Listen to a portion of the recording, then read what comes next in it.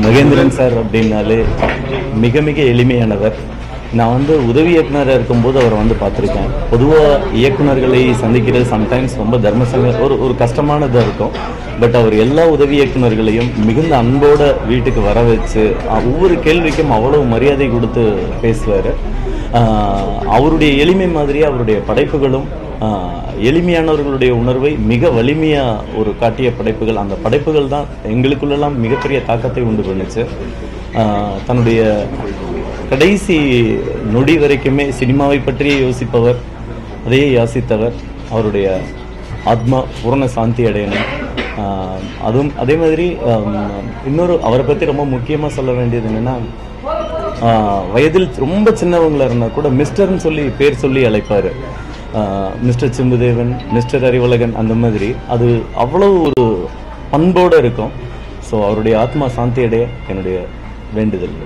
காலத்தால் என்றும் அழிக்க முடியாத கோலங்களை இட்டுச் சென்றவர் இயக்குனர் மகேந்திரன். தற்போது அவருடைய நீண்டகால நண்பரான திரு தங்கவேல் அவர்கள் நம்முடன் இணைப்பில் இருக்கிறார்.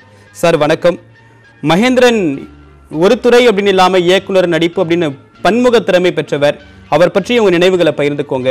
எவ்வளவு ரொம்ப எளிமையான வாழ்க்கையிலிருந்து இவ்வளவு பெரிய புகழ்பெற்ற ஒரு இடத்துக்கு எப்படி வந்தார்? அவருடைய பயணம் குறித்து உங்களுடைய நினைவுகள். அவருடைய இறப்பு வந்து ரொம்ப வருத்தம் அளிக்கிறது.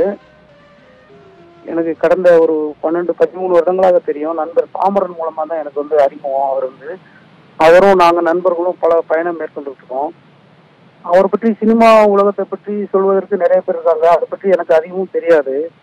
ஆனால் வந்து தனிப்பட்ட முறையில் வந்து அவர் வந்து மிகவும் மென்மையானவர்.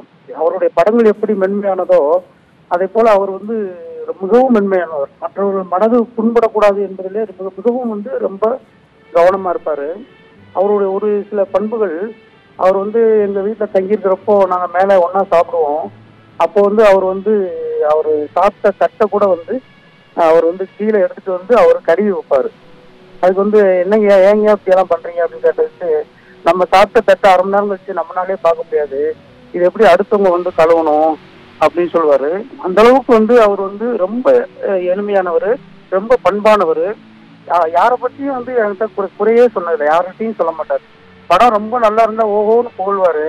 ஆனா இந்த படம் மோசம், அந்த படம் மோசம்னு சொல்லி அவர் என்னைக்குமே சொன்னதில்லை. இன்னைக்கும் அவருடைய உதிர்ப்புக்கள்ல வந்து இந்த அழகிய கண்ணை கேட்டாலே கண்கலங்காதவர்கள் யாருமே இருக்க முடியாது. நன்றி. அவருடைய இறப்பு என்பது ஈடு செய்ய முடியாத இழப்பு. அவரை பற்றி மிக திரைத்துறையில் அவர் காட்டிய கதாபாத்திரங்கள் எவ்வளவு எளிமையாக இருந்தார்களோ அதே போன்று தன்னுடைய வாழ்க்கையிலும் அவ்வளவு எளிமையை கடைபிடித்தவர். அவரை பற்றி பேசுவதற்கு திரை வாழ்க்கையை பற்றி பேசுவதற்கு நிறைய விஷயங்கள் இருந்தாலும் தனிப்பட்ட முறையில் எனக்கு அவர் மிக நெருக்கமானவர்.